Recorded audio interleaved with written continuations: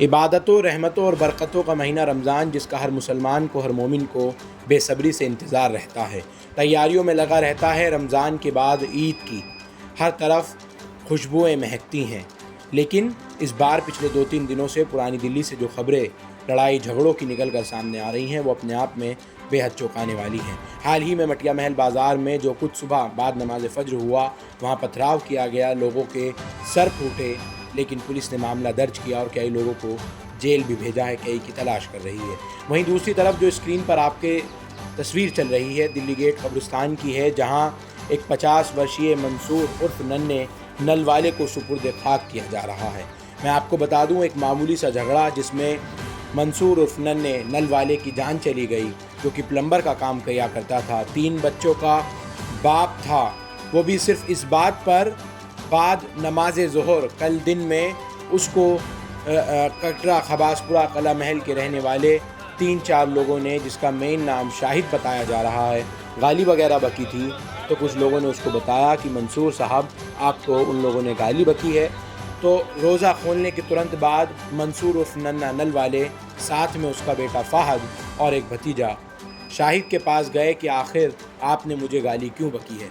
वहाँ थोड़ी गर्मा गर्मी हुई और उसके बाद मानो इंतज़ार में बैठे थे वो तमाम लोग, 4-5-10 लोग, जो लिपट गए पूरी तरह से मंसूर पर, उसके बेटे पर, उसके भतीजे पर, और जो बयान जो बता रहे हैं मंसूर के बेटे कि अचानक उन पर लाठी डंडों से हमला कर दिया।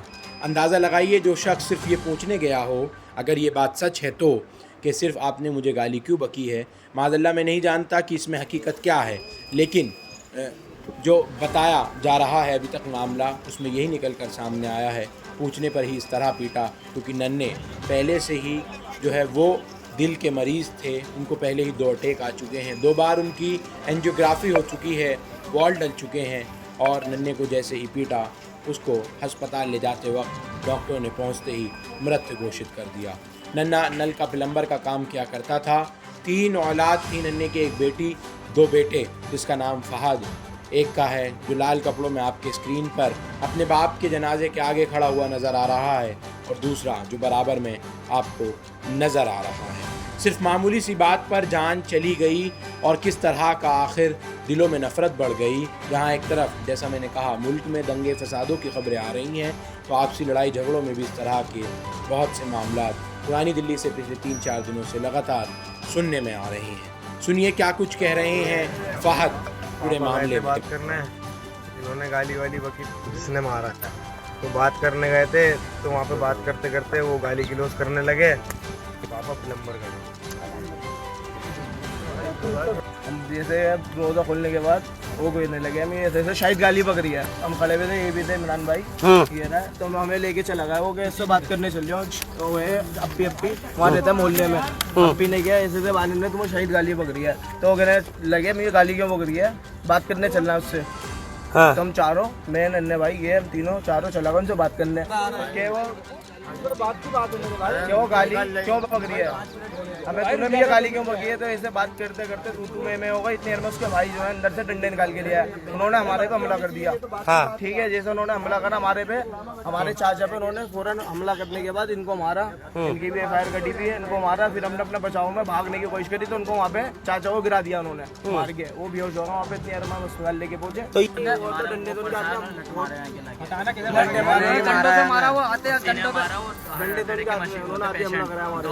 फिर उसके बाद फिर बचाव करा हमसे, बचाव करने के बाद इतनी देर में उन्होंने, वो गिर चुके थे हमारे चाचा, उनको उठा के हम अस्पताल लेके गए, उनकी डेथ हो गई अस्पताल में उनके। पहले से उनको 2 हार्ट अटैक आ चुके हैं, वॉल डले में एंजियोग्राफी सा कोई भी थी, एंजियोप्लास्टी हुई थी। जिसने मारा उनको पहले से ही पता था, उसको सब पता था,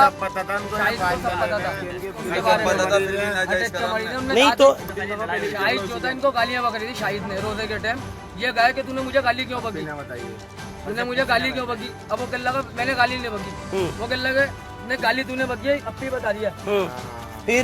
अपी ने बताया गाली तो वो कहने लगे पहले भी हुई थी इससे मेरी बात, इससे बात करने चलना है कि गालियाँ क्यों बकता है ये मेरे पीठ पीछे, किसी से बुराई कर रही था, उसने इनको बताया हमारे चाचा को, तो ये बात करने गए क्या चाह रही है भाई, तुम्हें क्यों गालियाँ बकता है मेरे पीछे। इतनी देर में तू में हुई, इतनी देर में उनके भाई ढक चौक के दी थे, डंडे निकाल के लिया उन्होंने। सेटिंग करके बैठे हुए थे। हाँ, क्या बता रहे हैं आप?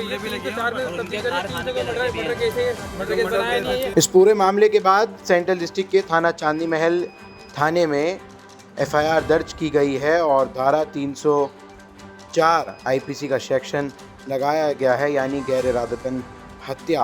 हालांकि घर परिवार वालों का, परिजनों का, बेटे का ये आरोप है कि उसको लाठी डंडों से पीटा गया है, जिसकी वजह से आईपीसी की सेक्शन गैर इरादतन हत्या नहीं बल्कि वो लोग पहले से प्रीप्लान तरीके से बैठे थे।